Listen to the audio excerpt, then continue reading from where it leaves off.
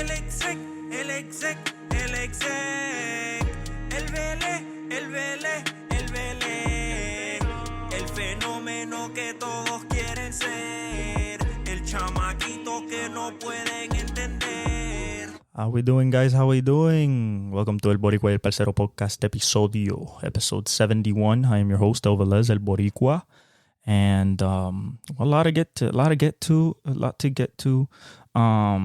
But the Black Monday has started. Who's getting fired? Who's gotten fired? We will get to all of that. NBA, something's brewing in the NBA. Some young teams are showing that they can stay around, that they can face the real big teams. This is starting to become, we're almost 40 games in, so this is starting to shape up a little bit. So we'll explore a little bit of that. And this is being recorded before the national championship between Michigan and Washington. That's tonight, a little bit later. So I'm still sticking with the Washington Huskies. I think that, that Michigan only having, one elite corner versus 3 NFL caliber wide receivers, including a very good one, a great one in Odunze, and has never, and then Michigan hasn't faced a guy like Michael Penix Jr. Okay, if we're talking about the quarterback position, they haven't faced a guy like that all year. So this defense on the secondary will get tested, and I just think that with those 3 monsters, there's gonna be a weak link, and Michael Penix will get enough space and time, and then once he rips the ball, he's gonna put it through a keyhole. So I just think that's gonna happen. I believe it's gonna be a semi-high scoring game. I'm not saying in the high 30s, but it could get into the low 30s. But I'm expecting in the high 20s is gonna be the end score. The 5.5 line is weird. They're just kind of underestimating the offensive firepower of Washington. But what can you do there? You know what I'm saying? So, barring all that, and also we'll review the NFL season, not as a whole. That will be another episode where we go through every team and see how the season was as a whole. But we're going to go through the last week. There was some shakiness, like I said, but we stayed 10-6. So we stayed positive throughout the whole year, except one bad week. 10-6 is pretty good for a bunch of backup quarterbacks, and you didn't know what situation weapons are going to be. Are they going to play? Is anybody going to play? So the playoff field is set. We'll go through that. I'll have my picks for the wild card round on Thursday, because the first game is on Saturday. So we have time to go through that. But we're going to go through all that and, talk our shit, boast a little bit. Had a really good season. A lot of big plays. A lot of takes on my part that kind of came true. Give myself a little pat on the back for that, for reading the game that well. I love doing this, and I appreciate you guys allowing me to do this. You guys tell me that you enjoy it, so let's get right to it. Starting with the NBA. Boston. Still on the top, but has increased their lead a little bit over the last week. 3.5 games over the Bucks.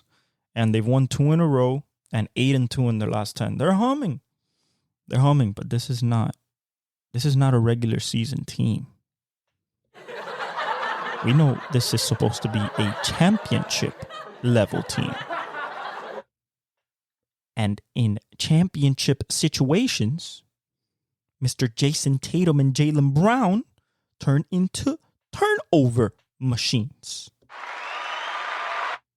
Yeah, I'm applauding that. Why? Because they faced the Heat over the last few years. So, proud Heat fan. I'm going to applaud mediocrity from the other team, of course. We have Philadelphia at 3, but they're 5 games back. So they're still chilling right there. They've lost 2 in a row. They're 5-5 in the last 10. So they kind of lost their little bit of steam that they were going. Orlando, though, guys, this is almost 40 games into the season. Orlando's still 4th overall. Now, what am I saying? I'm not saying Orlando's a contender. What I'm saying is, could this be OKC, but 1 year even earlier? Why do I say that? Because OKC last year didn't make it to the playoffs. They made it to the play-in. But they were the young rising team. But this Orlando team is coming from the bottom of the barrel and boom, sticking it into 4th. So kind of like the Kings. That they stuck it in 2nd and then lost in the first round against the Golden State Warriors in 7 in a classic series. I just think that team, if it does make it to the playoffs, let's say they make it to the playoffs, they're 4th right now. So they're in 4th and Cleveland behind them is right behind them. Cleveland's literally right behind them, 7.5 games back of number 1, and Orlando's also 7.5 games back. So, and New York is 7.5 games back. Okay, so the second half of the Eastern Conference has definitely tightened up over the last week, which I like. That's what I want. I don't want people running away with conferences and divisions. That's not good. We want competition to the very end. We want no resting. I digress on that. But if Orlando sticks it right there, we're talking about 4 through 6. I don't think they'll get to Philly. I don't think they'll get to Milwaukee, and of course not Boston.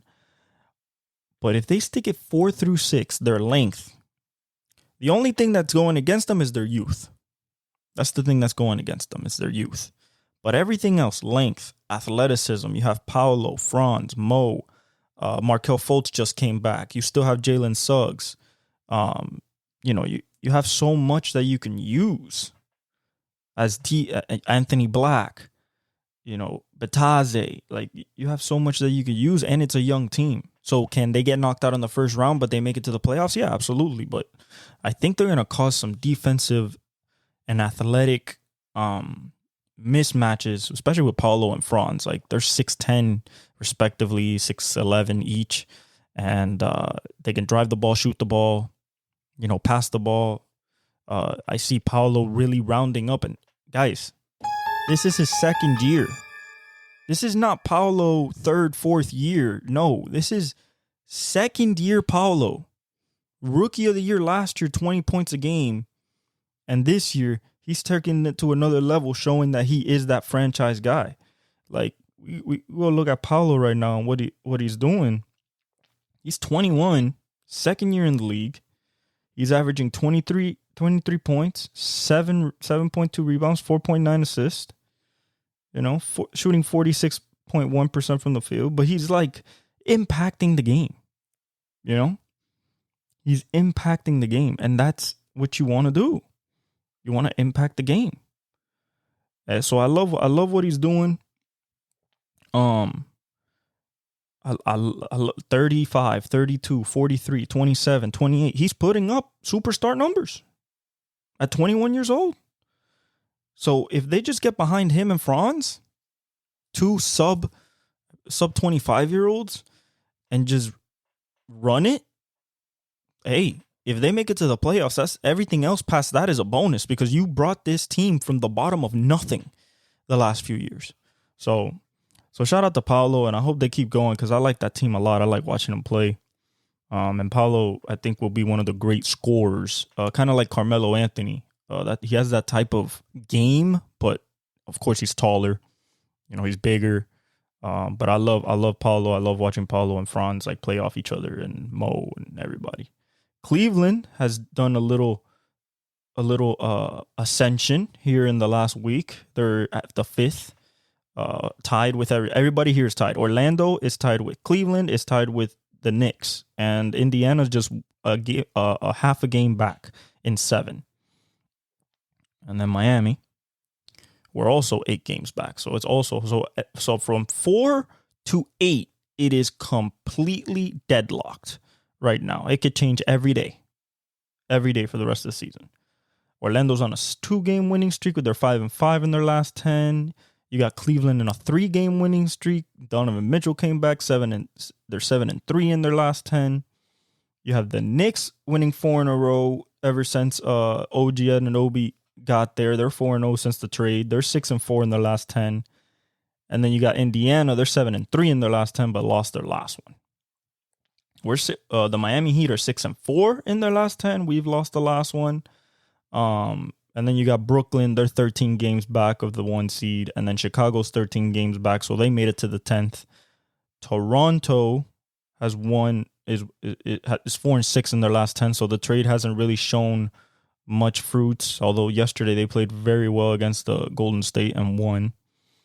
Atlanta, still the dumpster fire that it is. Charlotte, no LaMelo. Washington, dumpster fire. Detroit, still at 3 wins. Lost 4 in a row, 1-9 in their last 10. So that's the East. In the West, it's still anybody. I'm talking about anybody. This is a competition of attrition, will, and skill. Minnesota still holding steady. But here come the defending champs, Denver, a half game back. Denver, 8-2 in their last 10. Jamal Murray just put up 30 plus, I think 35 yesterday. OKC, 1.5 games back of the 1 seed. Okay? 1.5 games back. They're 7-3 in their last 10. The scariest team in the NBA right now in the association. Los Angeles Clippers. Even though they lost to the Lakers yesterday, unfortunately, that highlight was depressing. But they're 7-3 in their last 10. Sacramento's only 4 games. They're in the 5th seed. They're only 4 games back of the 1 seed. You know, from 1 to 7, 4 games. If you want to include 8, Houston's at 6.5. But 1 through 7, 4 games? And you got Sacramento tied at 4, Dallas tied at 4, New Orleans tied at 4. And then the Clippers are only 3 games back. And then 1.5 for OKC and a half a game for Denver. You know? Another team that is kind of they're 6-4 in their last 10, but the way that they've been playing looks really, really well is New Orleans. Zion is playing, although he didn't play yesterday, but CJ McCollum and BI, they're playing well. You know, Jordan Hawkins got some playing time yesterday. Dallas, Kyrie came back, dropped 35 yesterday, along with Luka's 34. You know, they've won 3 straight. They're 6-4 in their last 10. You know, I expect that team to keep moving up. That was my 3rd team this year. I expect that team to keep moving up. They're only 4 games back. I expect them to keep riding the hot wave. Houston at 8, 6.5. They started playing Cam Whitmore. Thank God. Yay! They did something they should have. Why would you not play a guy that's supposed to go 4th overall and you get lucky enough to pick him 20th overall after you took Amen Thompson? You get what I'm saying? Exactly. Thank you for finally getting him off the G League and putting him on the court. He's dunking on people. He has the layup package, athleticism, shooting, driving to the basket. He's doing everything that he showed you in college at Villanova. What is happening? Play him. Point blank, period. There is no discussion to be had. He will play himself into the starting role. He'll take it either away from Van Fleet, away from Brooks. You know, he's going to take it away from somebody because he has to play. He has superstar ability and potential. Phoenix lost yesterday. 5-5 in their last 10. People keep getting hurt. Booker got hurt yesterday, a little ankle. I think he's okay, but you guys got to stay healthy. I like the scoring. The defense is a problem. Lakers, 3-7 in their last 10. LeBron put in another magical performance yesterday, beating the Clips in LA, obviously, because anytime they play is either in the same, it's going to be in the same arena until I think 2025. Is that the Englewood arena next to SoFi for the Clips? I believe that's when it's going to be open. So it's going to be at the Crypto anytime they face each other. So They're 18 and 19. They're 8 games back. It's still kind of tight. 8 games back. Golden State. All right, guys. You guys know I'm a Steph Curry fan. I've been with Golden State, since the We Believe team in 2008. We have reached a fever pitch. And I don't know if Draymond's going to fix it. But right now, what I'm seeing on offense and what I'm seeing on defense, I don't like it. It smells like losing tendencies to me. And that's bad for any Steph Curry team, obviously. They're outside looking in right now into the play-in. They're at 11th. 8.5 games back. Utah's only 9 games back. So they're half a game behind them. Memphis is 12.5. They've won 2 in a row, 6-4 in their last 10. They don't got to worry about Portland. They're 15. And, of course, San Antonio, 20 games behind. But, yeah, you got Utah right there. Ja's going to keep making a push. You have to do something. It's either go fully in on, now that Draymond's coming back, go fully in on Curry, Clay, Kuminga, Draymond, Looney, or Trace Jackson Davis. Something. You have to get scoring from more than Clay and Steph. Kuminga has the ability to score. I've seen it.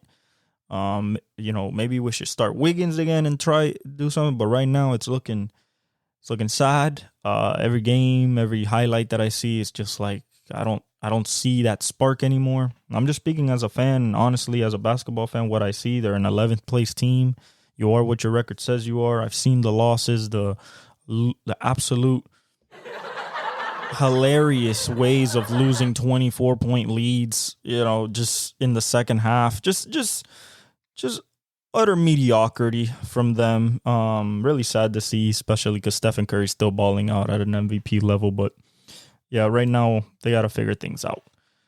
Utah, they can make it into the play-in, guys. They're only, you're talking about a game and a half back, of 10.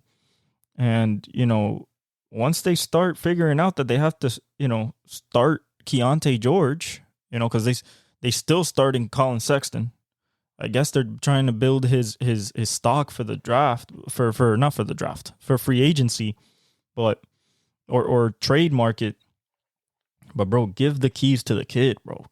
Damn. Memphis 12.5. Ja, Desmond, Triple J, they're all playing well. Marcus Smart is playing well. They just, in the minutes where Ja's not in the minutes where Triple J's not in the minutes that Bane is not in, the offensive side of the basketball is absolutely atrocious.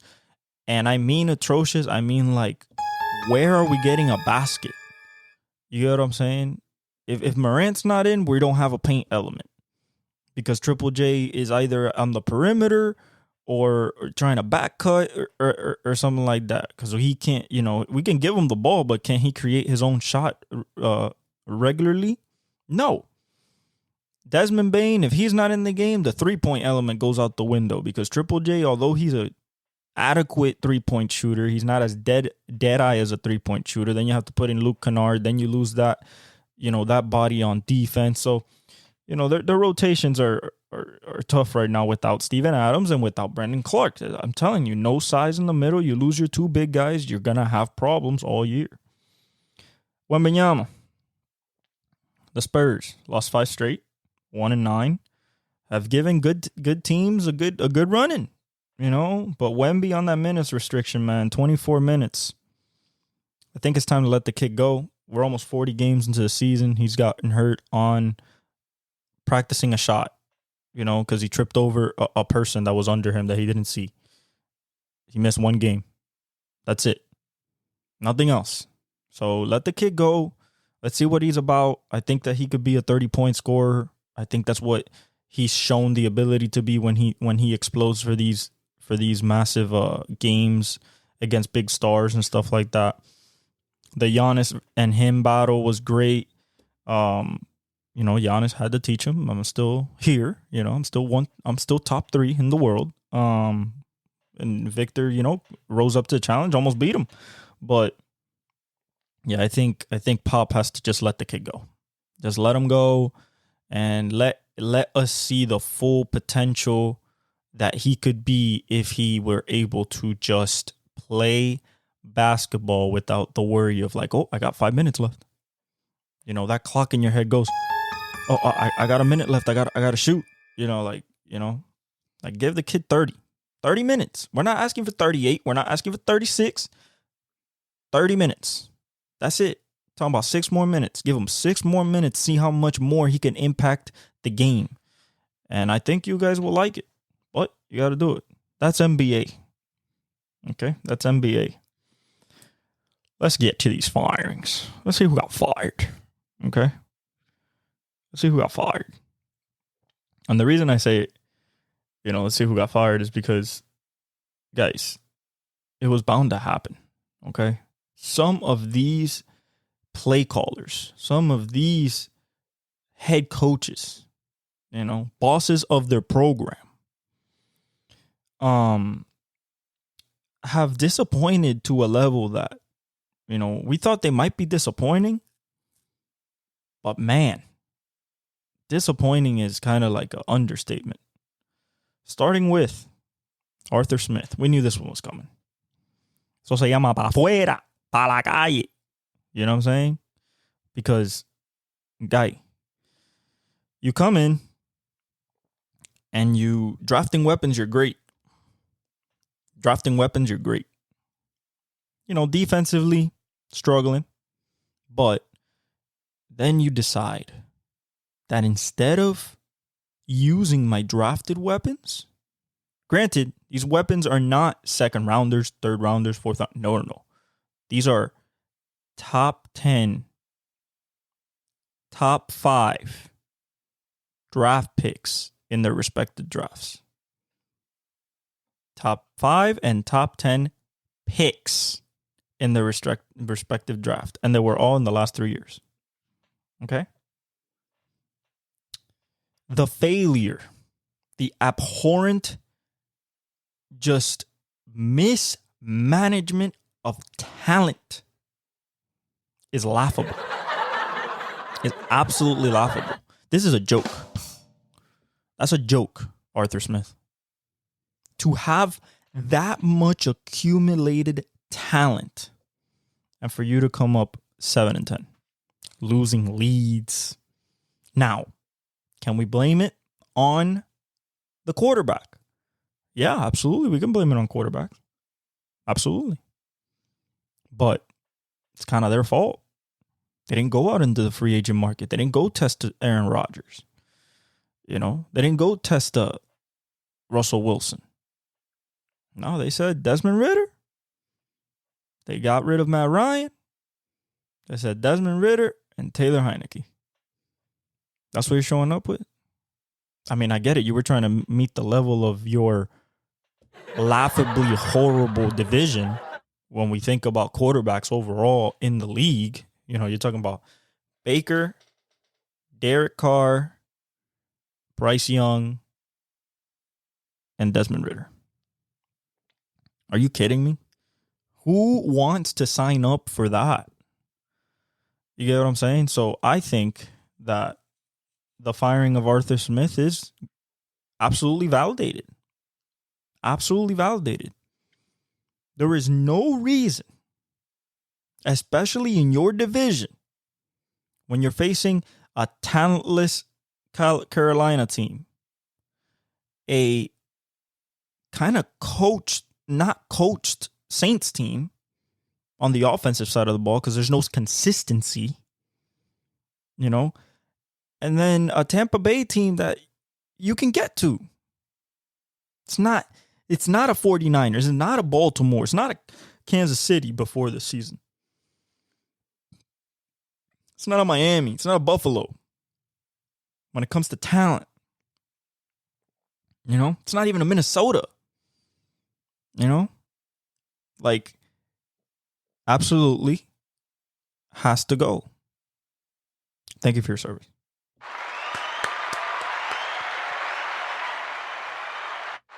Thank you for your service.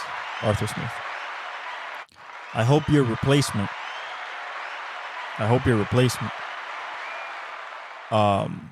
knows how to use Kyle Pitts, Bijan Robinson, and Drake London. If not, trade one of them. Not Bijan. I think you should keep Bijan. But if you trade, let's say you trade Drake London or Kyle Pitts, and in return, you get back Justin Fields. Now you would have to give up some picks. You have to give up some picks, probably some second round picks. You know, I don't think it's a first round anymore. I think you give it some second round picks. But then you get yourself an athletic, hometown guy that's going to sell you jerseys and make clips on TikTok and Instagram and going to be shouted out by everybody with the electric plays with Bijan and Kyle Pitts or Bijan and Drake London. And then use the draft to rebuild your defense. That seems simple. But they ain't going to do it. I hope they do. They fired Arthur Smith. So maybe an offensive guy goes in there. I don't know who could be up for that job, guys. That's a job that, even though we knew they were getting fired, you know, I don't know who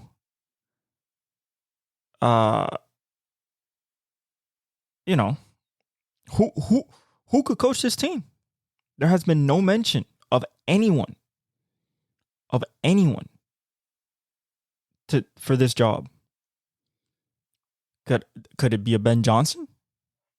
Could it be a Ben Johnson from the Lions? Depending on what they do if they win the Super Bowl, I think he's staying.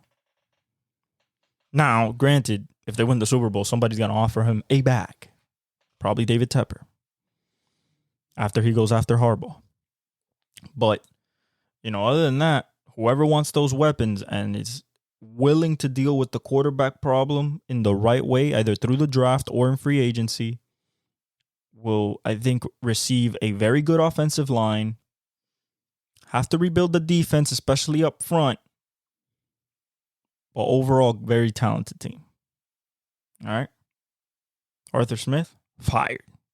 Next, Panthers GM, Scott Fitterer, fired. 2-15 season. That whole organization has to get fired. Everybody should be on notice. Except Bryce Young. Who? Brian Burns, J.C. Horn, Adam Thielen, he's 33. Like, the whole team, at least personnel-wise, is severely, laughably devoid of top-end talent. Okay? There's not one guy on that receiving core that could get into the rotation of the Bengals, Minnesota, Dolphins, maybe the Bills. Yeah, I don't. There's nobody on that offense that I want. Nobody. And that is the complete failure of a GM. When a fan can look at you, or a person that loves football, watches your whole season, and is expecting you to be a dumpster fire because of what you did in the offseason as to surround your rookie quarterback, comes to fruition in that same vein. Worst record in the NFL, 2 wins. But because you traded your first round pick of this year, last year, to get your franchise quarterback to not surround him with anything, you must be fired. That is more than a fireable offense. Because you're lucky Bryce Young didn't get hurt this year. You're lucky. Because offensive line, nothing. Okay? Receivers, crickets. Didn't exist. Defense, what is that? That doesn't exist. You know what I'm saying? And even when they played good, the offense was crickets. You know what I'm saying? Does it some fall of it on Bryce Young? Yes. But when you don't give him nothing, when he steps out on the field and he has to listen to this in his head, because like, where's my weapons? Where am I going? Am I going to get time? Can I see over this lineman? You know, oh my God, that's Myles Garrett. You know, you get what I'm saying? It's loud in here. Yeah. All that. You deserve to be fired. Now, when it comes to GMs, I don't know who the candidates are and stuff like that. You know, I don't know who the executive assistants that are, you know, getting or VP of player, you know, control or, you know, player personnel and stuff like that. I don't know who's coming up the ranks. But did they need to do it? They needed to clean house. And they did. They needed to clean house and they did. Now, Tepper's going to go after Harbaugh. If he says no or goes to the Chargers, he's going to go after Belichick. If he says no or goes back to the Patriots or goes to Washington, he's going to go after Bieniemy. He's going to go after Ben Johnson. You know, he's gonna go after maybe the guy from the Rams, Raheem Morris. You know, so we will see what they do there, but that is a dumpster fire. And they have one shot to save this quarterback. One shot, one draft. And they're picking. They got one shot to fix this draft. And they're picking right now. I'll tell you right now. They're picking right now. Looking for the draft here. Best available teams, rounds, draft rounds. Here we go. The Carolina Panthers are not even picking in the first round. Wow. Good luck rebuilding this team. That's all I got to say. Good luck. Good absolute luck rebuilding this team. Look at this guy. Dennis Allen for the Saints says that he expects to return as Saints head coach. Excuse me? Excuse me? What do you mean return as Saints head coach? That's a great joke. No, you do not deserve to go back as head coach. What did you do this year? You went 9-7? 9-7? You think you're gonna come back? I don't think so. I don't think so. You went 9-8. 9-8, second in the NFC South in tank division. You're a real funny guy. I think you're real funny. No. In order to save that team, that city, you must be gone. You need an offensive mind there. Somebody that will use Chris Olave to the best of his ability. Somebody that will somehow fix Michael Thomas if there's anything left. If not, I would highly consider a quarterback in this draft. Josh, but where? Who? Well, it is projected that there's going to be 5 quarterbacks taken in the first round this draft. And to me, considering how many teams are quarterback needy teams right now, or would attempt to maybe pick the quarterback of the future, I don't see how that's crazy. Now, who are those 5 quarterbacks? Well, we know 3 of them as of now. Caleb's going 1, and if he doesn't go 1, the Chicago Bears will make a grave mistake once again and not have another 4,000-yard passer for, I don't know, another 10 years. Or they take Caleb Williams, Number 2 is Washington. They're taking Drake May. Unless Michael Penix goes absolutely nuts and bolts off tonight. I'm talking about boom and puts everybody on notice just like he did last week. No. I think that we are taking a quarterback there, Drake May, number 2. Number 3. That's where Patriots, number 3. Where are they going? You know? Where are they going? I think they go Penix. Maybe Jaden Daniels, depending on who's at the helm. Because if it's Bill Belichick, he can trade out. He can pick another quarterback. He can pick Bo Nix. There's a lot of different scenarios that can go on, with if Bill Belichick is still at the helm of the GM position of the Patriots. But I do not believe that the Saints should keep Dennis Allen. I think that they should move on. They should look for Ben Johnson. He's going to keep coming up. He did great again this year. You know what I'm saying? They're gonna look at Ben Johnson. They're going to look at maybe Bieniemy, depending on what happens with the Washington job. You know, maybe if they want to go defense, they can go Raheem Morris from the Rams. I don't think Bobby Slowick leaves D'Amico this year. But maybe next year, that's a possibility. Unless they offer him an absolute bag just to leave.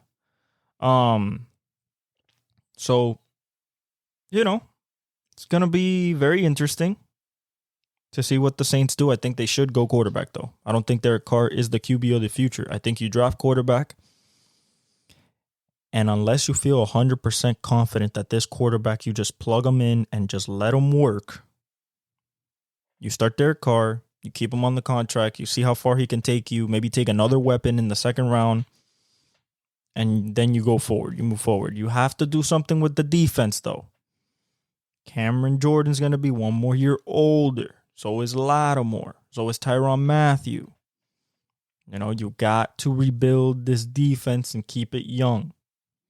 Need a number 1 corner on the other side of Marshawn. I know Leontae Taylor is playing well, but I'm talking about a number 1 corner, okay, on the other side to Lattimore. All right. Let's see. Bill Belichick.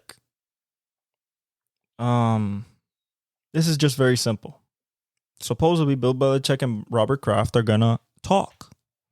They're gonna have a meeting about the future. A meeting, an exit meeting. That's what they're gonna have. And it's gonna be one or two ways. It's gonna be very short words.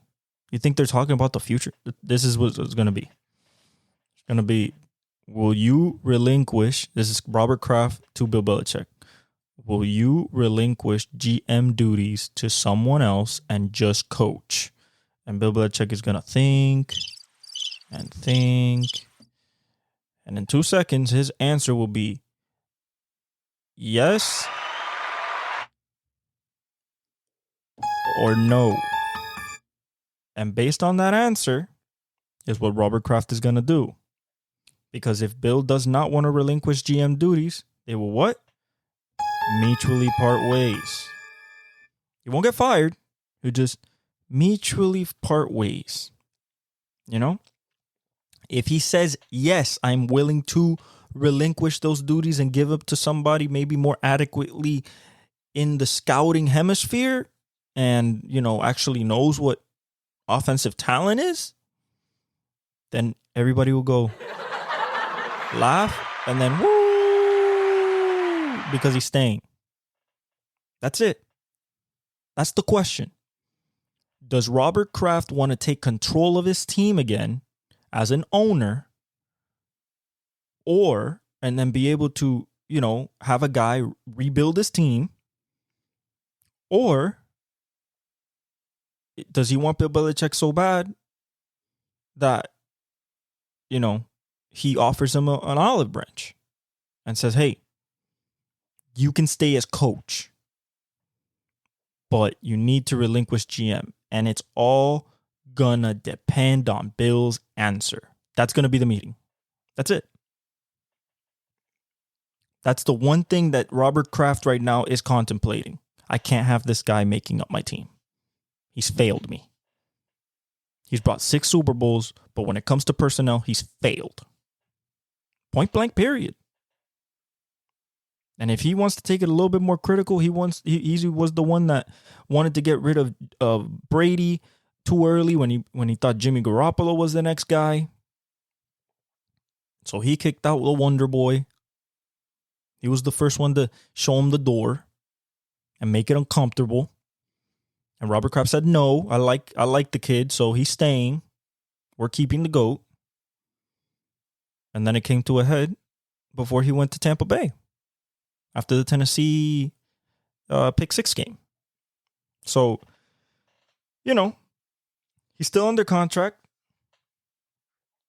Supposedly, he's open to personnel change role. What that means is he is open to letting somebody else build the team and him just coach.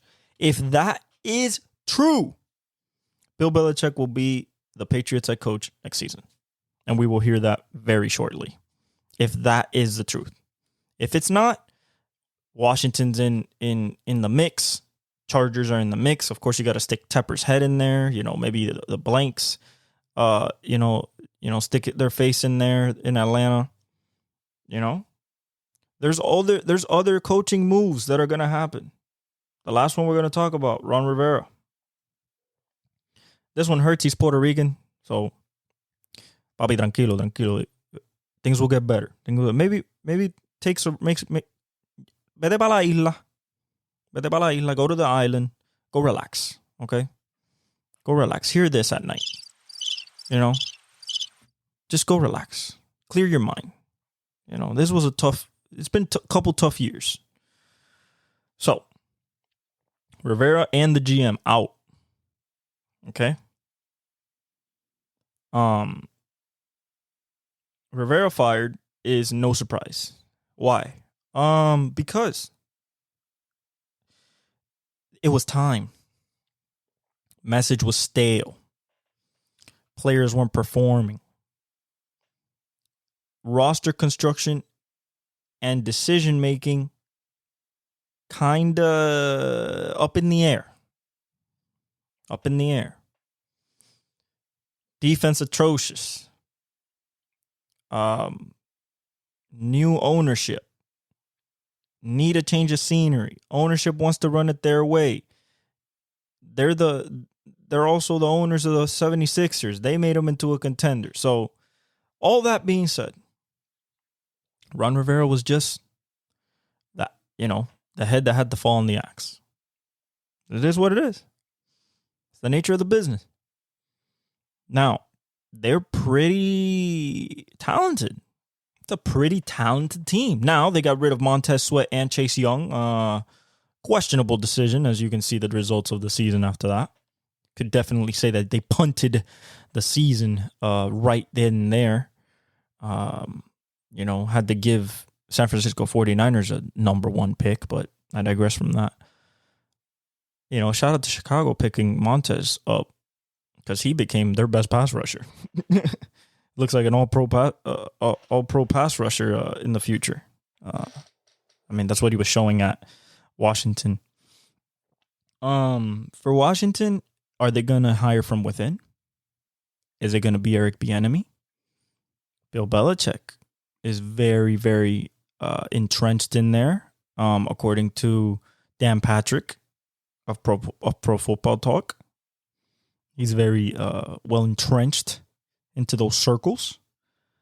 What I think is I don't know, because the first thing I look at is I have a talented receiving core and I need a line because my QB was the most sacked QB in the league, and I might need a QB. Unless something about Sam Howell catches the eye of the new coach, I might be fishing. And you know why I can fish? Because I'm the number 2 pick. We were that bad. Okay? So with the second pick in the 2024 NFL draft, I expect the Washington Commanders to select Drake May, quarterback, North Carolina. Oh, but why not Michael Penix? I haven't seen him play tonight. If he wins tonight and goes nuts, absolutely, we'll change this next week. Okay? But because of that offensive line, and and it's going to be the Achilles heel until they rectify it,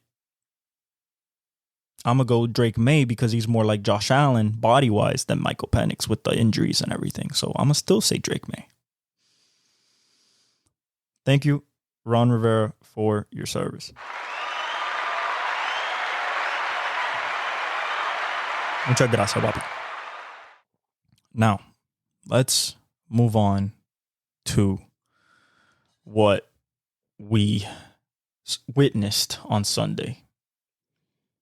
And some of you guys might seem like, it really wasn't a football weekend because of so many backups and everything. But, we had some exciting football, some people that actually wanted to play. Because let's talk about something that's been on my mind since yesterday. People that should have won, that had to win to either improve seeding, win divisions, give themselves a chance at the playoffs, didn't come to play. Okay? Did not come to play. When it came to playing hard and playing for something bigger than yourself, this is what I heard. That's what I heard. From multiple teams. The Jags, I'm looking at you. Miami, I'm looking at you. Seahawks. They won, but should have done more. Should have done more. Vikings. I know you're going against the Lions, but should have done more. Falcons. Absolutely abhorrent. That's why Arthur Smith is gone. I mean, the biggest frauds. The absolute biggest. Oh, the Eagles. Please. Don't even. They're a dumpster fire right now. We'll get to the matchups. We'll talk about the matchups. So I'm not going to give you my picks till Thursday, but we'll talk about the matchups after we go through the games. Really quick, but I mean, the Eagles and the Jags and the Dolphins are just embarrassing. Especially since, Jags should Tennessee with everybody. You have Christian Kirk, Calvin Ridley, Zay Jones is back. You have everybody. Everybody. And you lose. Shout out to the rookie CJ. Rookie of the year, CJ Stroud. That boy is scary. Okay? Deadly accurate. Calm under pressure. Poise. Arm. Movement in the pocket. When it comes down to it, the kid can ball. And he's in the playoffs. So let's break down these games. I had some notes about the first two because they had some big implications. And they were standalone, so you could take notes during the game. Pittsburgh versus Baltimore. Sloppy ass game. Okay? Sloppy. Okay, why? It was a downpour. It was an absolute downpour. Okay? Defensive battle was 7-7 at halftime. 7-7. TJ Watt, grade 2 MCL sprain. He's a questionable for next week's wildcard game. That's a big blow. That's a big blow because that is their leader. That is the person that when you say Pittsburgh Steelers, the reason you feel that is because of TJ Watt. Led the league in sacks this year once again. Shout out. I don't know if he'll win another Defensive Player of the Year. I hope that this time they finally give it to Myles Garrett. The guy has literally carried the number one defense in the league. All around defense. Got to give it to Myles, bro. He deserves it. After 3 years of trying, he deserves that standing ovation. You know? And then he's able to laugh about finally getting it after 3 years and make you guys memes, which would be hilarious. But, so it was 7-7 at halftime. Deontay Johnson basically breaks the game open, 71-yard, an in route, first play of the fourth quarter. I mean, couldn't be dialed up any better. And that was it. Each team fumbled the ball 3 times. Each team had 3 turnovers. Najee went back-to-back 100-yard games for the first time in his career. What? Say that again? Najee Harris went back-to-back 100-yard games for the first time in his career. Oh, you're saying he sucks? Yeah, I've been saying it. Yeah, foot in molasses. Concrete toes. You know?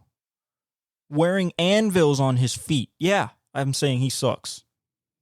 Jaylen Warren should start. Period. It's been a joke all year. And it's going to come up in the playoffs. I promise you. It will come up in the playoffs. Other than that, I want to talk about this game. But why? There was nothing this game showed me. Huntley was playing, not Lamar. The only receiver that was playing was Rashad Bateman. You know. Now, okay, let's go to Pittsburgh. You made it to the playoffs. 9-7. Another winning season. Oh, another 10-game season. 10-7. Another 10-game season. What do you think with Mason Rudolph? You know, what are they going to do at quarterback? I think they're right in the hot hand. They're going Mason Rudolph in a playoff game. Mason Rudolph. That's who they're going to put under center. And is it bad? Is it good? Well, we don't know because Kenny Pickett has been hurt for a while. You know, for a minute. And you're going against the Bills in Buffalo. It's supposed to be horrid out there. Horrid. I'm talking about in the 10s possibly, in the 20s. That's cold. That's cold. Too cold to play football. But for them, no, it's not. It's not. So who do I believe? Yeah, we know. We'll get to that Thursday, but we know who we believe. Now to, I think, the game that defined a whole team as a whole. The team that I think has the coach of the year and also the rookie of the year. Texans Colts on the road. CJ Stroud drops a 75-yard nuclear bomb to Nico Collins. First play of the game. D'Amico and Bobby Slowick were like, we got to start with a bang. We got to set the tone. We got to make sure that everybody in here knows who we are. So, what we're going to do? Explode. Boom. That was the timer. 75-yard beautiful ball by CJ Stroud and Nico Collins on the first play of the game. And then it became the Jonathan Taylor show. Jonathan Taylor dominated on the ground. He looked like his regular self. And the game came down to a turnover on downs by the Colts with 1 minute and 4 seconds left in the fourth quarter. A drop pass by Goodson that hadn't played all game. Gardner Minshew threw it behind. Okay, he threw it behind. And it happens. But it was on 4th down. 4th and 1. To try to go win the game and get into the playoffs and win the division. because the Jags lost. You didn't know that. It was just to make it into the playoffs. And Gardner Minshew, in true backup quarterback fashion, cannot make a simple flat route. Leaves it short. Short and behind. Unfortunate. Goodson could have caught it. But an easier pass leads to an easier catch. Probably gets the first down. And then you're cooking. But no, that's not what you're doing. You're home. Crying. Pat McAfee interviewing, having, CJ on the show. He's saying, I don't like what you did. Well, guess what? You couldn't stop him. Because CJ took him down, took the bull by the horns, and Nico Collins fade away here. And then another amazing throw, there on the drive to seal the game. If we look at the stats for my man, CJ Stroud, we going with something simple, 20 out of 26, 264. So not a crazy game yardage-wise, but 2 touchdowns and his signature, no picks, only 5 in the whole year. A QB rating of 134.1. They didn't run the ball. They had 60 yards running the ball. 60 yards. That is horrid. Nico went 9 for 195, though. You want to talk about not being able to stop one dude. CJ threw for 264 yards. And the Colts secondary gave 195 of those yards to Nico Collins. Laughable. Absolutely laughable. Dalton Schultz went for 42 on 5 catches. Nico was 9 of 9. 9 targets, 9 receptions. So you couldn't stop him at all. There was no attempt to stop him. And his average per catch, inflated by the 75-yarder, but he has some long ones, 21.7. Andrew Beck caught a touchdown, 2 for 9 yards. Xavier Hutchinson caught a pass. No Tank Dell. No Noah Brown. No Robert Woods. And he just diced you up as best as he could. For Gardner, it was even worse. 13 for 24. 141 yards. Awful. Non-explosive. Now, Jonathan Taylor, 30 carries, 188 yards. 6.3 yards a carry. A touchdown and a long of 49. We saw JT that we saw 2 years ago. But we saw him on the last game of the season. And they didn't give it to him enough. They gave it to him 30 times. And it wasn't enough. Because on that 4th down, instead of bringing Goodson in, I'm still riding or dying with my boy. And if he's not open, because they try to double that flat route, there has to be Michael Pittman or Alec Pierce or Mo Alley Cox somewhere in the vicinity. Okay, or Josh Downs on a little pin inside, little show me route, little spot over the ball, right at the sticks or a little bit farther, right there for him. But put Goodson in, put everything on a guy that hasn't played all game, and your whole season was riding on a backup quarterback from the get-go anyway, because your rookie quarterback that was playing decently well decided to land on his shoulder and explode it. So you were playing for next season anyway. So the fact that you made it this far is admirable. Good job. Still lost what basically was a playoff game. You lost it at home, by a rookie quarterback that is going to be an absolute superstar in this league, but still. Rookie quarterback, rookie head coach, DeMeco, what he's done this year with that team is absolutely incredible. I knew that he would be a good coach, but to be this consistent and upgrade, not just upgrade, but the way that his defense plays for being young, a mix of young and old, and for it to be the first season the poise that he has instilled in this team to always keep going, to never give up. Not until the last whistle, not until those 60 minutes are up. It's incredible. It's incredible. So he's coach of the year. Yes, he wins it over Stefanski. Some people were saying McVay. Other people were saying Dan Campbell. Yeah, he wins it over all of them.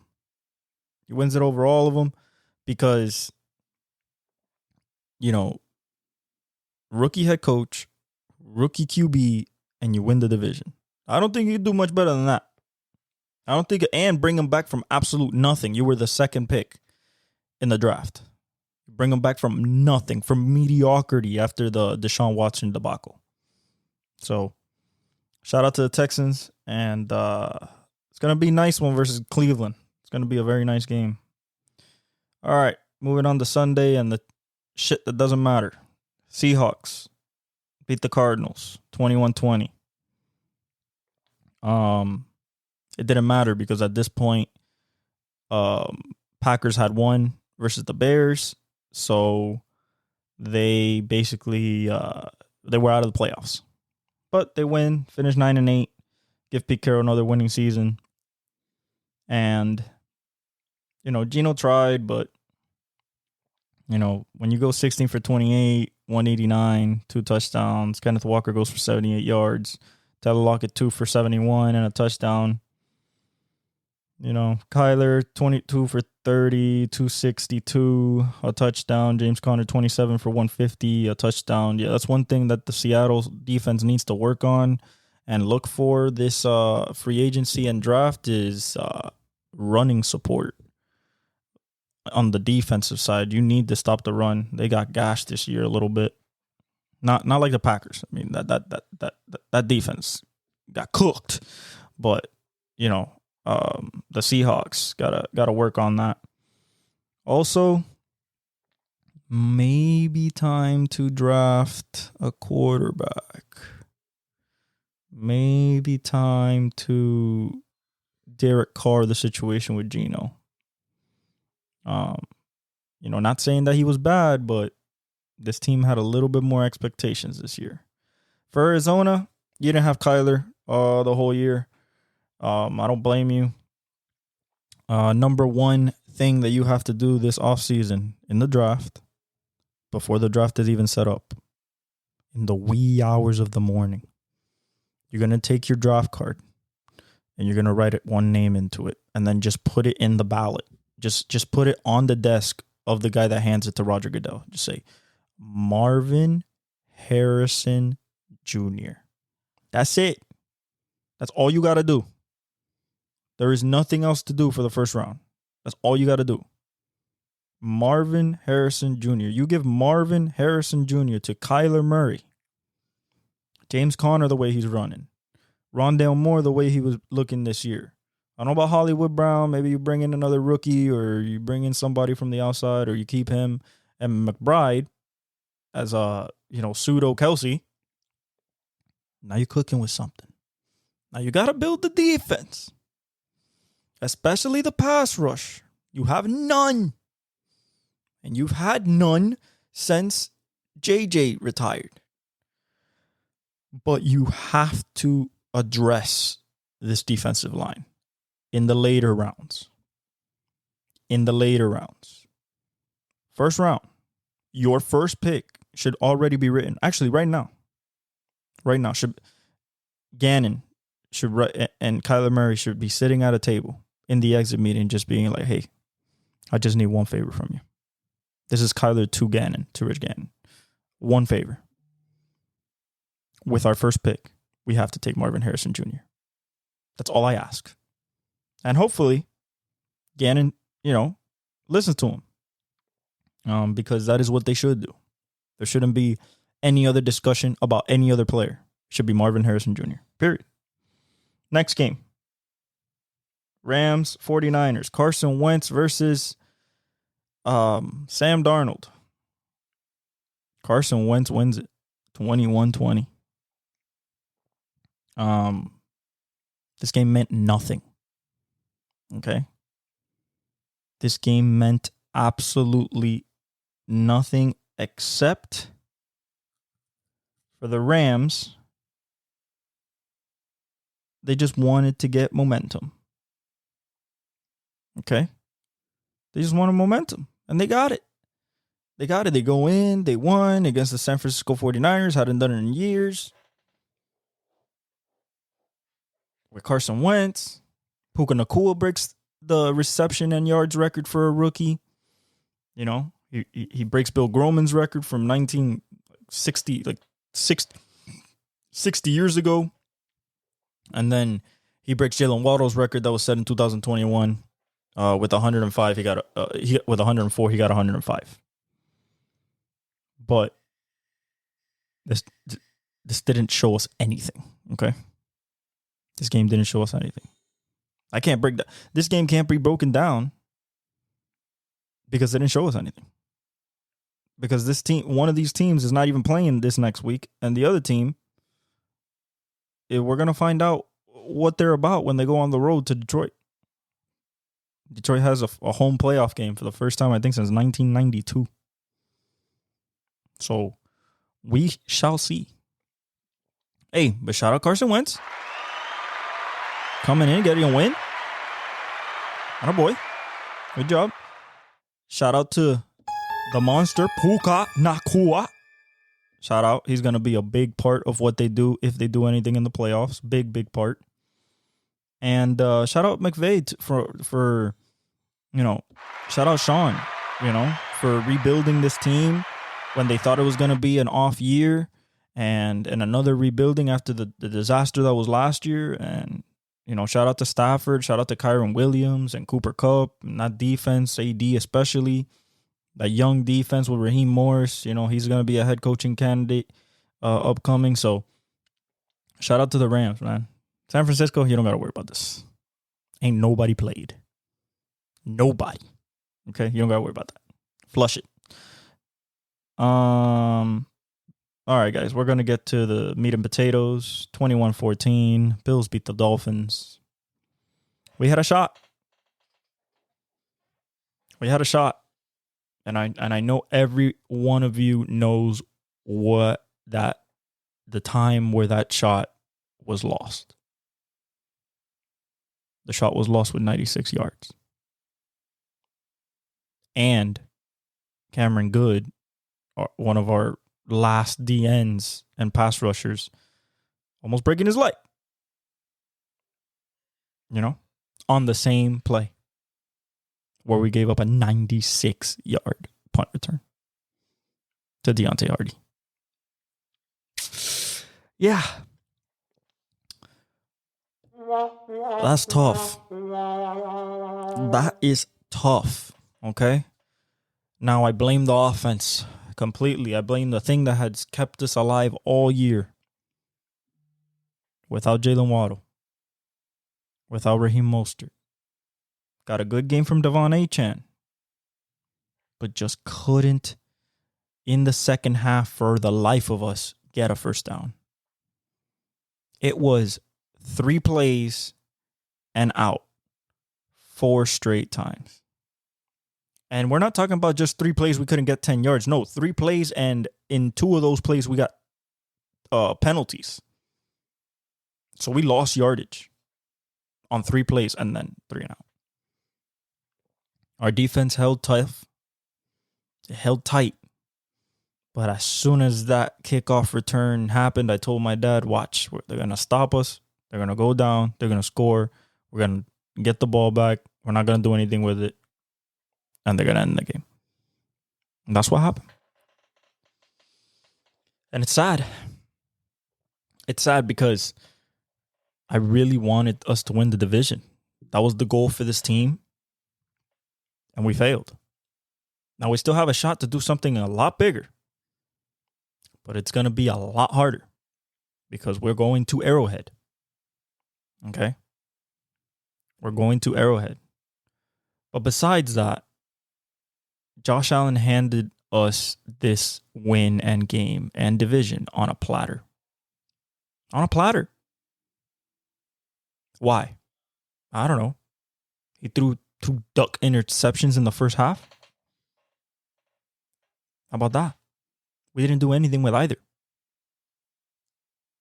You know?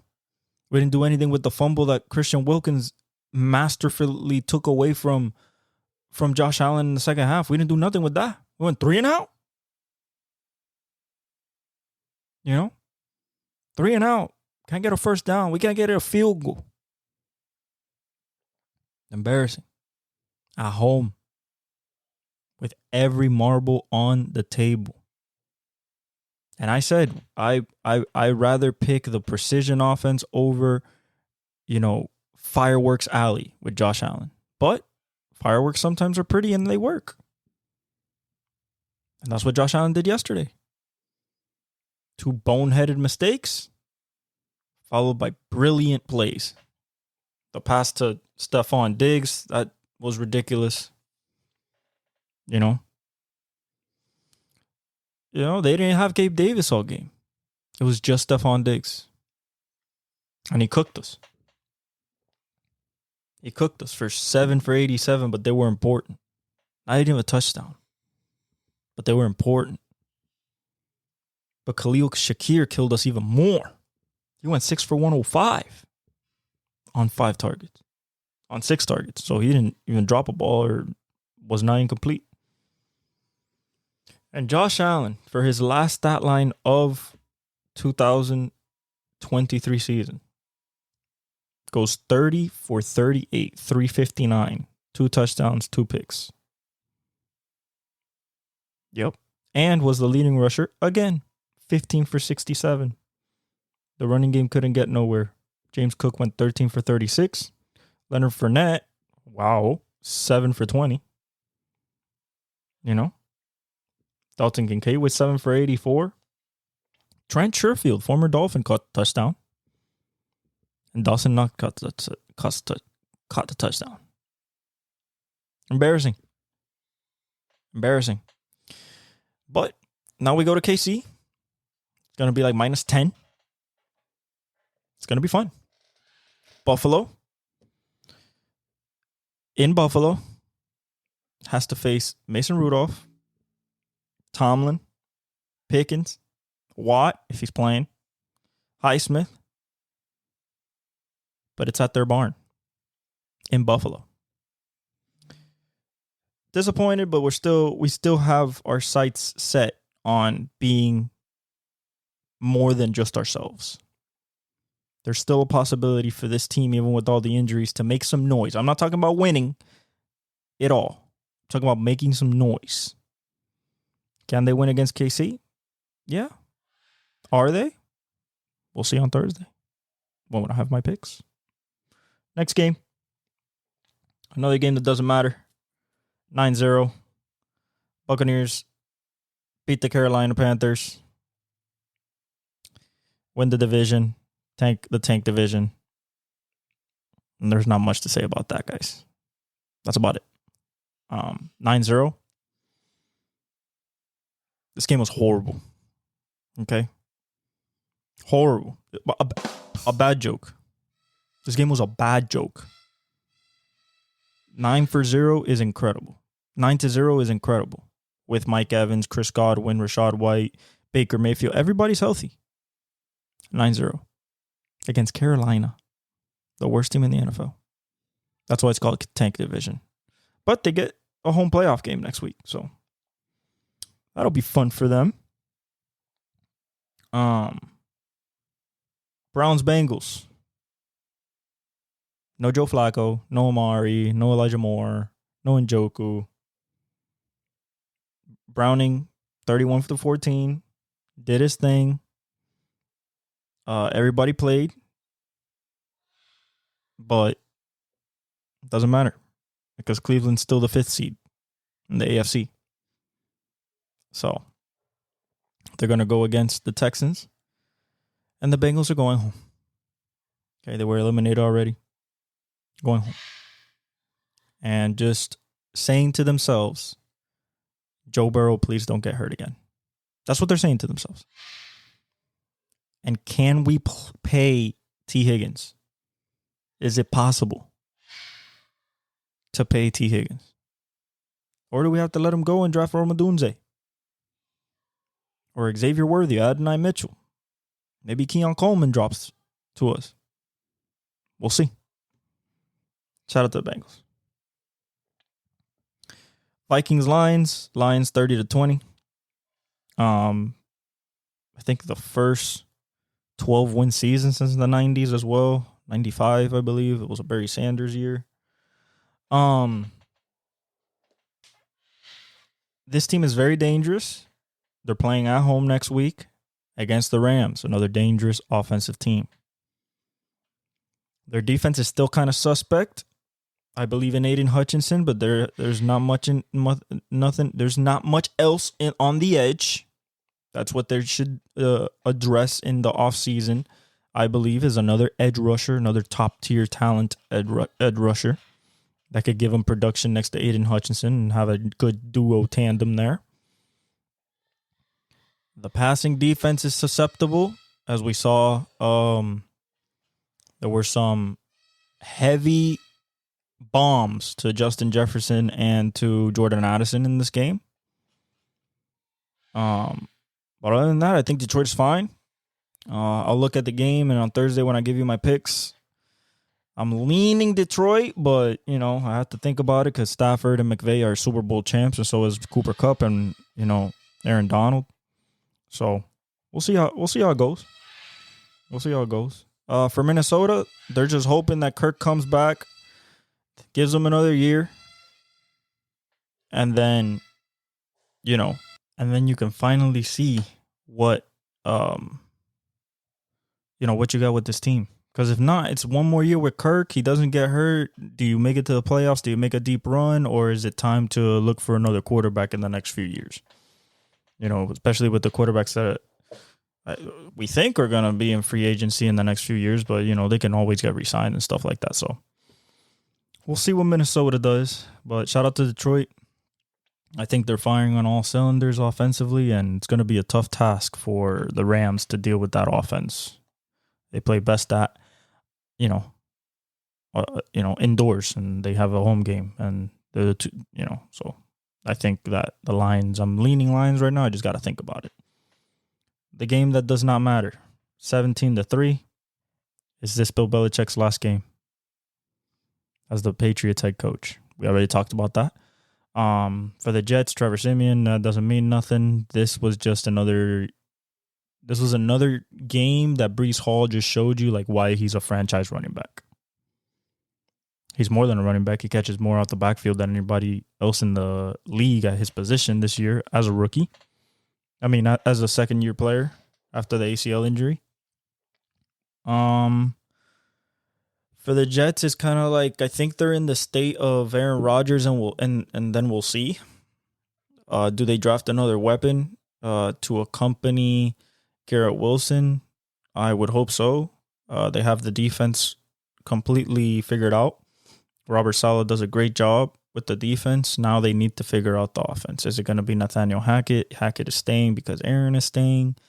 Who is going to get in there? Are they going to try to go after a T. Higgins? Are they going to go into the draft and get a Keon Coleman? Are they going to go try to get a Malik Neighbors? What do they want? Or do they do the smart thing and protect Aaron Rodgers and get, Lou Alt, Joe Alt from Notre Dame, Fashanu from Penn State, We'll see. We'll see what they do. But they either protect or add a weapon, and they should protect. For the Patriots, we've talked about it ad nauseum, pathetic, deplorable, draft quarterback, Bill Belichick give up the GM duties, and then reload and see what you got. Because the defense is good. You're going to get Christian Gonzalez back. You're going to draft more people in the defense. So you have a potential to come up out of this. But it's all on Bill Belichick. And if Bill Belichick is not there, then it's a complete rebuild. And I expect quarterback selection in the draft. And I expect, more than just superficial changes. I expect more than superficial changes, if I'm being honest. But yeah, shout out to the Jets for no reason. Really. Falcons Saints. This came to be for nothing because Tampa Bay won against Carolina, so nobody could go to the playoffs.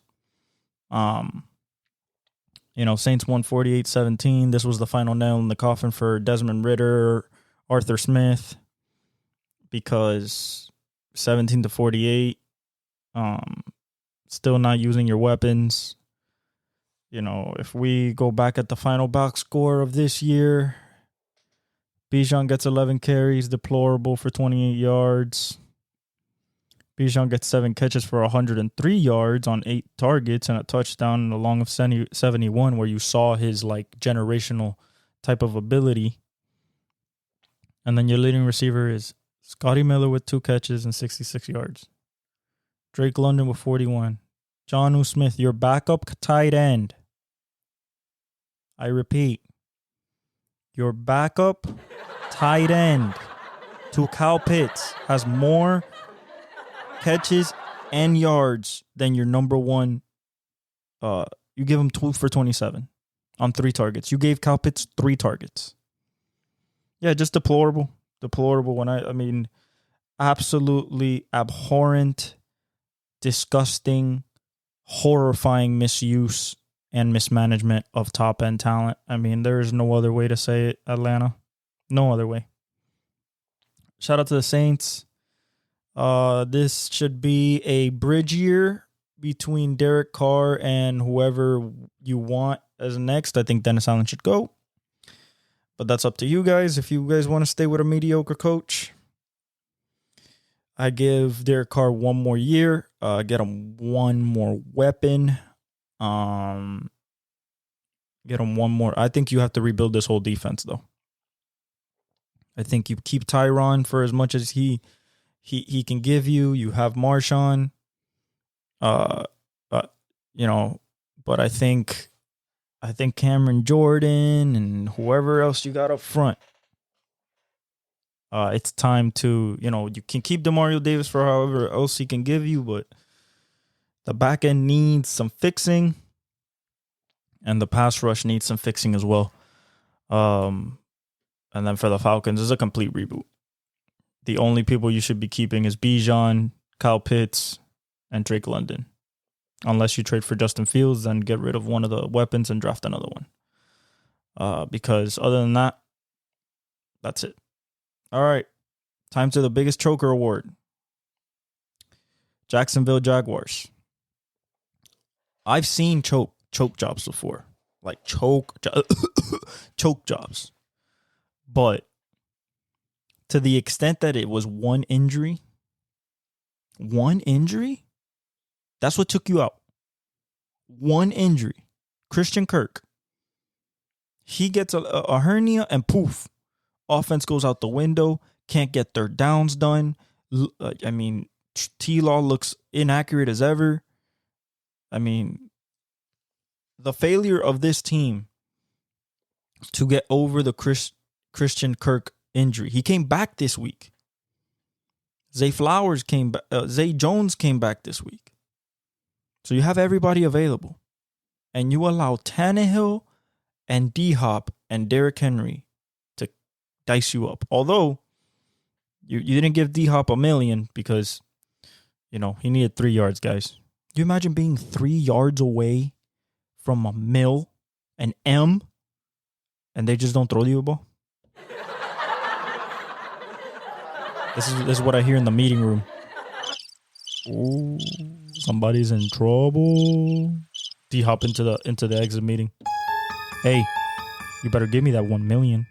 You guys didn't throw me the ball on purpose. All kidding aside, guys. Tennessee. Supposedly Mike Vrabel wants to go to New England and be the New England head coach. I don't know. I haven't heard that. That's just what the grapevine has said. But I think he stays. Derrick Henry gave a goodbye and a farewell to the Tennessee faithful after the game. I think he leaves. He's 30 years old. They're going to say he has old legs. It is what it is. I don't know where to go with this team besides just run it back with Will Levis, draft another weapon. Maybe if you're positioned to draft Jaden Daniels or Michael Penix or Bo Nix, maybe go that route, but that would be three quarterbacks in 3 years, and you don't want to do that. So I think you draft a weapon for Will Levis that he could develop under. A good one. Not a Treylon Burks. So he didn't do anything this year. And maybe try to keep D-Hop. If not, try to trade D-Hop. He still seems like he can do things. You just didn't throw him the ball. But for Tennessee, I mean, there's a lot of work to be done. I think Tannehill leaves as well. The defense needs a complete overhaul. Needs safeties. You need another corner. You need pass rush. Jeffrey Simmons needs a buddy. But yeah. For the Jaguars, Dougie P. All right. First of all, yeah, I think you need to draft another pass rusher. I don't think Trayvon Walker, he's shown some stuff, but I think we need to put in some new blood in there to try to like jumpstart this pass rush. You need the back end. You need a number one corner to go on the other side of Campbell, or if you think Williams is it, Cisco as a deep safety. Maybe we can get better there. Maybe we can get him a mate next to him. But yeah, there's a lot of things that now that I'm looking at this team, there's a lot of questions. There's a lot of questions to be answered. T-Law, what are we doing? What are we doing? Why are we overthrowing easy throws? Why can't we assert ourselves offensively? Why can't you develop a chemistry with your number one receiver in Calvin Ridley all year? You finally guys hook up for 6 for 106 and a touchdown, along a 59, and that was really it. Everything else went to Evan Ingram. He threw a little bit to Zay Jones. He was back. But other than that, not much else. Zay Jones caught 6 for 47. ETN went 5 for 30. ETN could have run the ball. He went 16 for 57. Ran the ball for 82 yards total. He threw the ball for 280, 29 of 43. Just overall disappointment. Disappointing that all you could do was fail out of the playoffs. You were in position to win the division, clinch it in 2 weeks straight, and you shit the bed. Embarrassing. One injury. You threw away a great season by Josh Allen. His career best season. A great season by Trayvon Walker, compared to his last season. A great season by the defense, creating turnovers. Threw all that away just because you couldn't be coherent and connected on offense. For it to take you, and you didn't do it. You failed at it. For you to have 17 games plus training camp to build a relationship with your best receiver, your free agent acquisition, is absolutely non-negotiable. You can't do that. I give you a weapon of a top tier class and you cannot develop a rapport with him. So you keep throwing to Christian Kirk. Guess what? Christian Kirk goes down for a couple weeks and we can't find the end zone. We can't find the big play. We have to, it's all on Evan Ingram and Travis Etienne and maybe a little Calvin Ridley. Because one would expect you to target Calvin 10 or more times when Christian's out, but even then you didn't do it. That's not winning football. You got to use your best players. And for T-Law, you got to learn how to make the easy throws, make the out routes, make the easy things easy, and use your talent and your God-given ability to make the hard things easy. You haven't done that, and that's why you guys failed miserably. Failed.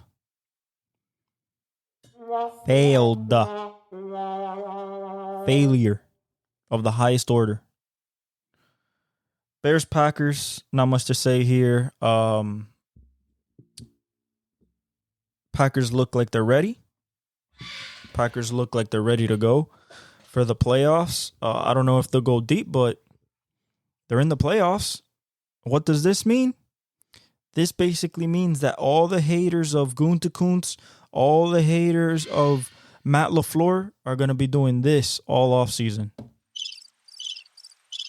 Oh, we didn't say anything. We thought it was going to work. No, you all bashed them for it.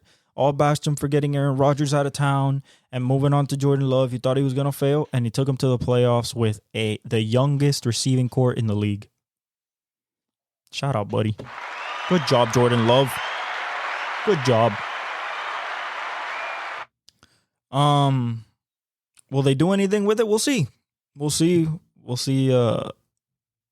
when we look at the matchups, and I give you my picks later this week. But for Chicago, Eberflus should be fired. Ryan Poles should be fired. Yes, your GM too. If you don't want to fire Ryan Poles, Eberflus has to be fired. Justin Fields should get traded as soon as the trade deadline happens. When free agency immediately opens, he should be traded. You should draft Caleb Williams. And in the 10th spot, if he's still there, you draft Malik Nabers. Okay? That's it. That's all you got to do. And you become substantially better on the offensive side of the ball. Substantially. You could take Keon Coleman. If you want to be stupid and, take a risk on a guy, take Adonai Mitchell. But the safest thing that you can do for your team on the offensive side of the ball, because your defense is pretty good with Jalen Johnson, you're gonna pay him. You're gonna re-sign Montez Sweat, obviously. Your defense is pretty good. Brisker's in the back.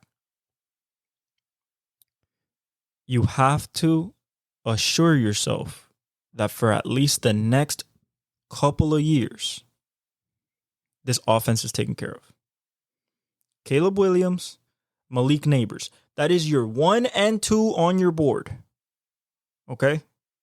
1 and 2. And it should be like you write it right now. You're not writing it in draft time. You're writing it right now. First pick, Caleb Williams, quarterback, USC. Second pick, Malik Nabers, wide receiver, LSU. That's it. You should be doing nothing else. Everything else should be offensive line. Everything else should be D-line and corners. That's it. Nothing else. Good job to the Packers. Congratulations on making it to the playoffs. After the Aaron Rodgers era, you have found your heir apparent, according to everybody, and everybody expects him to be a Hall of Famer. He throws like Brett Favre, has some Aaron Rodgers in him. I like the receivers he has. We'll see what type of noise they can make. Chiefs, Chargers. I'm not breaking down this game. This is Easton Stick versus Blaine Gabbert? What?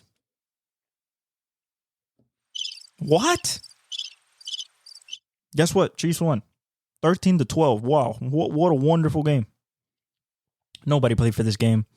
The scoop and score was basically the biggest play of the game off the fumble by Mike Edwards. And yeah, man, shout out to KC. They faced the Dolphins at home. In Arrowhead at -10 around what we're hearing. Chargers, Staley's gone. Telesco's gone. Interim has to be gone. Are you going to promote within with Kellen Moore? We all know you're going after Harbaugh. Are you going to go after Belichick? That's it. If you look at this roster, this roster is stacked on both sides of the ball. Both sides of the ball. You have all pros. Eckler, Justin Herbert, Keenan, Mike Williams, the left tackle. You know? So you have everything on offense that you need. You have Quentin Johnston and Josh Palmer. You still have weapons. On the defensive side, loaded. Joey Bosa, still a dog. Khalil Mack, back to his, Hall of Fame form this year. Still have Asante Samuel Jr. Still have Derwin James. No excuses. Get a good coach and run it back. Hope that you don't get injured. Oh, Rashawn Slater, the left tackle, and Corey Linsley, the center. Get a good coach, Harbaugh, Belichick, move Kellen Moore, whoever. Pay the coach, because that was the problem with Staley. You didn't want to pay for Sean Payton. You didn't want to pay for Mike McDaniel, I believe, or I forgot who else was in that carousel. I would be with Sean. They didn't want to pay for Sean, so they took Staley. Something like that. Dayball. They didn't want to pay for Dayball. I remembered. They didn't want to pay for Dayball, so they gave it to Staley, and you see how that went. And yeah, just run it back. You have the talent. You have the talent to fulfill your dreams. Now you need a conductor to go take you there. You need a boss in that room because you have talent in that room. Kansas City, we all know what you need. Number one receiver. That should be the only thing you should be worried about. And maybe some tackles that don't false start constantly or hold constantly. That's a start. Broncos Raiders, another game that does not matter except for the Raiders. I believe Antonio Pierce will be named the head coach of this team. The reason I say that, although everybody's going to get their fair shot at an interview because that's how it's supposed to be done, I believe that this team rallies around Antonio Pierce as a former player and Super Bowl champion team leader with the Giants. I believe he understands this team. He gave them a spark. The defense played better. Max Crosby loves him. So does Devontae Adams. He believes in Aiden O'Connell. They win 27-14. Stidham goes 20 for 34, 272, a touchdown and a pick. Nothing crazy. They ran the ball for 48 yards. I mean, this is Denver. Denver didn't do nothing. Denver got problems. As soon as Russell Wilson's out of there, they better hurry it up quick. But even Aiden O'Connell, 20 of 31, 244, 2 touchdowns, no picks. Zamir went 25 for 112, so they have a good young running back there. If Josh Jacobs gets upset again. Trey Tucker was their number one receiver, 5 for 79. Jacoby went 3 for 61 on a touchdown. Devonta went 5 for 46 on a touchdown. So, for the Raiders, quarterback, what are you doing? Are you keeping Devontae? And are you keeping Antonio Pierce? Those are your biggest questions. For the Broncos, Sean, what's your move after Russell? Do you draft? Do you go get somebody? Are you the type of guy to say, you know what, give me Justin Fields? I think I could create something out of him. Just a thought. That's it. For the Broncos, it's what are you doing at quarterback? Draft another receiver. First, second round, you need them. You need offensive line. You need another D end. You need another corner to put on the opposite side of Surtain. And you need somebody to pair up with Simmons in the back end as safety. So you need a lot, but it could all be fixed a lot with a good quarterback. So it's all on Sean Payton. Last 2 games here, real quick. Another absolute horrid choke job by the Philadelphia Eagles. Not that they were going to win the division anyway, because the Dallas Cowboys won against Washington, which is the last game we'll talk about. 10-27. This is another team and another game that I just saw that they just didn't want to win. The starters were out there, but they weren't really showing up. AJ got hurt. He seems fine. Devontae got hurt. I don't know if he'll be fine. They have to go on the road now. Against Tampa Bay. It's going to be interesting. This team has not shown us in the last few weeks that they are able to score, able to hold a lead. For the Giants to do this to you with Tyrod Taylor, it's kind of embarrassing. You don't want to win, whatever. You don't want to win. But now comes put up or shut up time. You don't want to win, but do you want to win now? Because you got to beat Tampa in Tampa Bay. Regardless of the conditions. Because you were a Super Bowl favorite going into this season, and you have imploded from 10-1. You have finished 11-6 from 10-1. Embarrassing. Embarrassing. Okay? What happened to the explosives of this offense? Crickets. 0. But the biggest travesty of this team was the defensive side. They imploded. The back end, trash. Trash. Poor Darius Slay. He's out there by himself. Trash. Injuries, yes. But poor tackling, horrible. Just like Seattle. Poor tackling. Poor tackling. Abhorrent. And if they don't beat the Tampa Bay Buccaneers, and I still got to make my pick because of Mike Evans and Godwin, I got to think. But yeah, this was just embarrassing. Embarrassing. For the Giants, you guys are stuck. You guys are stuck. What can I say? First of all, you're also another team that is a, horrendous, atrocious, egregious mismanager of talent when it comes to the offensive side of the ball. You don't use Saquon enough.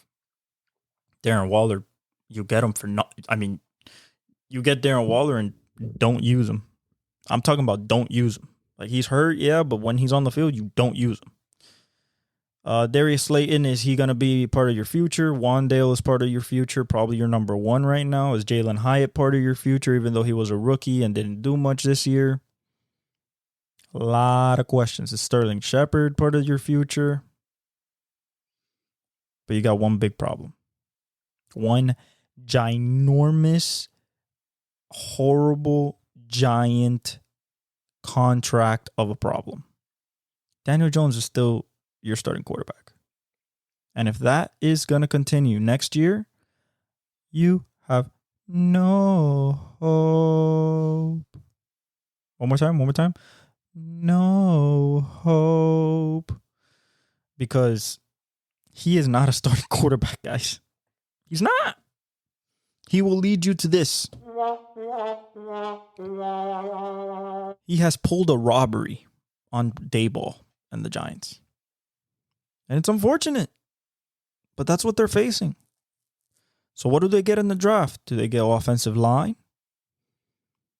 Possibly go another weapon? Maybe a corner? Another D-end? A safety? Where do they go? We don't know. Because as long as the quarterback is trash, garbage, it's going to lead to this. And then Daboll will get fired and hired by somebody else and do a much better job because you didn't know how to help him. Because you wanted to give Daniel Jones $40 million. Unfortunate. Last game. Cowboys, Washington 38-10. Nothing to be written about here. This is what the Cowboys have done all year. Beat up on the school kids. Beat up on kindergartners that can't get out of their own way. This doesn't tell me anything about this team. Yep, they won the NFC East. They will have 2 home games. They're the 2 seed. I don't like that. But it is what it is. Once they face San Francisco, if they win their home game, because, Dak, then, you'll see for the frauds they are. But right now, they're on their way. They're one of the favorites to win the Super Bowl as of now. And, they are Dak and CeeDee Lamb dependent completely. And one big defensive play. A pick six, fumble, recovery for a big return, a big hit and a fumble, But against good teams, I still think that they can get run on. And because they can get run on, I don't think that they can beat the 49ers. That's just plain, simple, and what it is. They cannot beat the 49ers because they cannot stop the run. That's it. Washington, you already fired Rivera. I anticipate a change of whole culture. I'm talking about logo, name, complete overhaul by this new ownership. Do you go after the big fish? If Belichick does not go back to New England, do you go after the big fish? You can't offer Harbaugh anything in terms of quarterback. He will not come to you. But maybe if you give him Drake May, if you tell him, hey, you can control the second pick, and he can take Drake May or Michael Penix. Michael Penix he faces today. Imagine if he has him as quarterback in Washington. But if Bill Belichick doesn't go to New England, are you going to pull the trigger? That's the question. Are you going to pull the trigger? Other than that, you need help on the defensive line. You need help at corner. You need help at safety. You need help on the whole defense. All of it. Probably coordinator too. And this offensive line got to get thrown away. The whole thing. You need 5 new offensive linemen. So you got a lot of jobs to be done in the free agency and in the draft to make this team even close to relevant ever again. Those were the breakdowns for this last week 18 of the NFL season. Let's go to the matchups before we break them down on Thursday. Dolphins Chiefs. 8 o'clock on Peacock. Thank God I have it. A lot of people don't, and they're either not going to watch this game or they're going to have to sign up. So shout out to Peacock for a hell of an ad campaign. Dolphins Chiefs. Are we going to have Jalen Waddle? Are we going to have Raheem Mostert? What are we going to do at the edge? Is Van Ginkel out? Is Good out? Or is it just Melvin Ingram and JPP? What are we doing at corner? Is Xavier back? Is Javon fully good to go? And for the Chiefs, can you get your offense going? Can you convert third downs? Can you play from behind? Can your line not commit stupid mistakes? Like false starts on 1st and 10. Or false starts on 3rd and 5. If you can't do that, if you can't fix that, then I see it ugly for you even at home. Dolphins. Can we hit Tyreek? Can we hold up a running game? Can we not abandon it? Our edges. Can we stop Pacheco? Can we stop Rashee Rice? Can we tackle? That was a problem this past game against the Bills, tackling. So that's going to be tough. Browns-Texans, probably one of the games that I'm most excited about in Wildcard Weekend, if I'm being honest. for the Browns, is this defense really gonna show up? Myles Garrett, Greg Newsome, Denzel Ward, Owusu Koromoa. Is this defense gonna show up and say that, hey, if we are gonna win a championship, if we're gonna win a Super Bowl here in Cleveland, it's gonna be on us. Now, can they do that and then Joe Flacco shit the bed? Yeah, absolutely.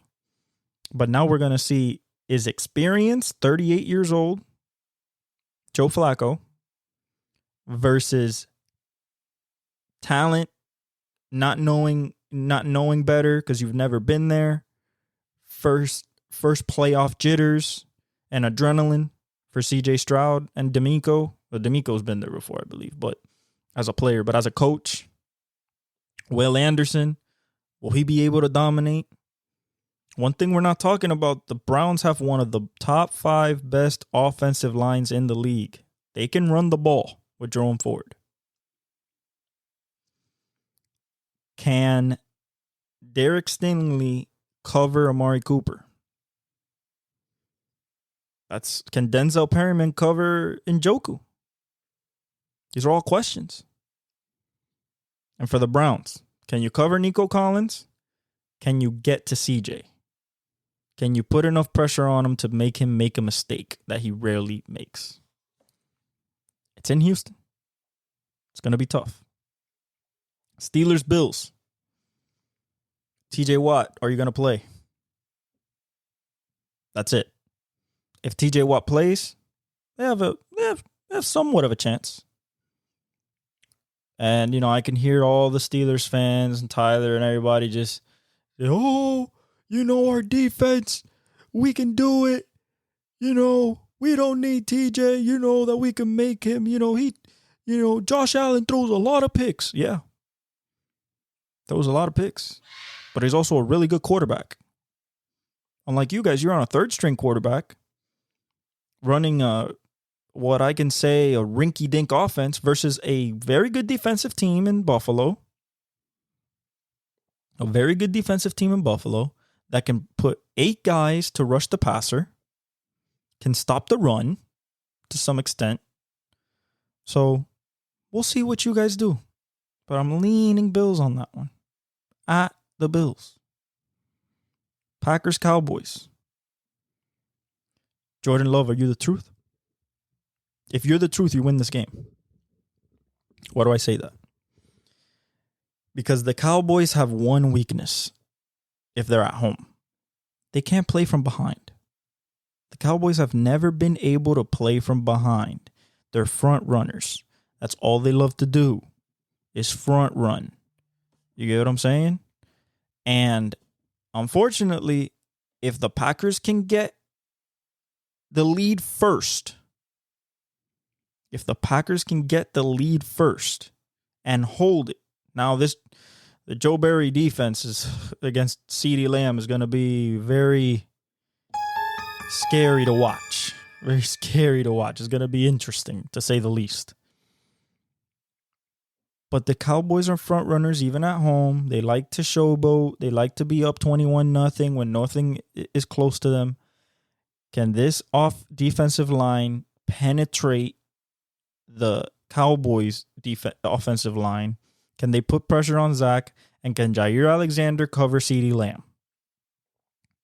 That's your question. Can Jair Alexander cover CeeDee Lamb? You get what I'm saying? That's it. Other than that, Jordan Love, show us what you got. Jaden Reed, Dontavian Wicks, Romeo Doubs, Christian Watson if he plays, Tucker Kraft. Show us what you got. Aaron Jones is going to be the old statesman and A.J. Dillon. Can they run the ball? If they can run the ball against this Dallas team, they have a very good chance to win because Dallas does not like when a team runs directly at them. We've seen that.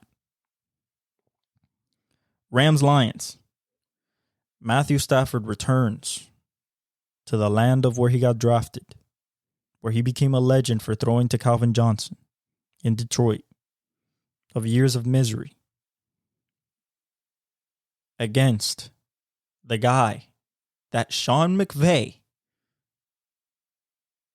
picked Stafford over when he went to Cabo and met with Stafford that summer before the Super Bowl season. This is going to come down to which offense can stop which defense.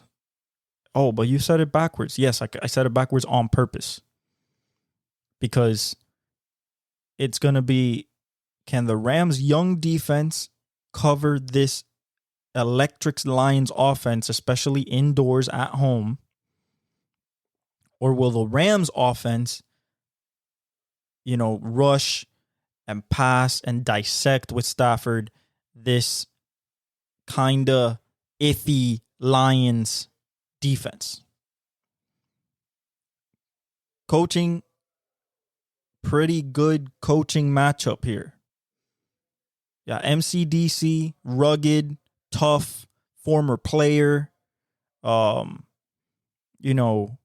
really gritting his teeth, type of coach, motivational, straight to the point. And then you have the absolute genius in McVay, still the youngest in the league, in his 7th year. Super Bowl champ. You're going Super Bowl champions versus a bunch of guys that want to get there, that want to win. It's going to be a tough game. It'll be exciting. And then Eagles, Buccaneers. Jalen Hurts, are you going to show up? You dislocated your middle finger on Sunday. You kept playing. A.J. Brown, are you going to show up? Devontae Smith, are you going to show up? DeAndre Swift, are you going to show up? Eagles offensive line, are you going to show up? But the biggest question, the one that has every Philly fan fearing for their lives, is this defense going to show up? Is this D-line that we built with Jalen Carter and Jordan Davis, and we still have Fletcher Cox, we still have Brandon Graham and Hassan Reddick and Nolan Smith, are they going to show up? And Josh Sweat, are they going to show up? Is this back end that has been abhorrently vacant for most of the last half of the season, are they going to show up? Because Mike Evans and Chris Godwin and Rachaad White and Baker Mayfield will show up, and they're at home. And it just takes a couple big plays. And Mike Evans is a big play guy. Baker Mayfield likes throwing big plays, but it's going to be interesting because the Buccaneers have been so up and down this year. There's a reason their record is 9-8, and they're division champs. Horrible division, up and down all year. Don't know what you're going to get from them. So do you believe in the Eagles that they still have that spark of being a better team? Or has the spiral gone so low that the Tampa Bay Buccaneers just get a playoff win and see what happens in the divisional? We shall see. As always, thank you for joining me for another great adventure that is called the Boricua y Parcero Podcast. I'm going to hit you Thursday with episode 72, talk about what happened at the national championship, what it means for draft stocks and stuff like that. We're going to keep talking about coach firings and hirings as they come in, as well as GM stuff, NFL picking up almost 40 games to the season, stuff starting to shape. And of course, we're going to break down these matchups fully, and I'll give you my predictions. I love you guys. God bless. And I leave you with the outro. El exec, el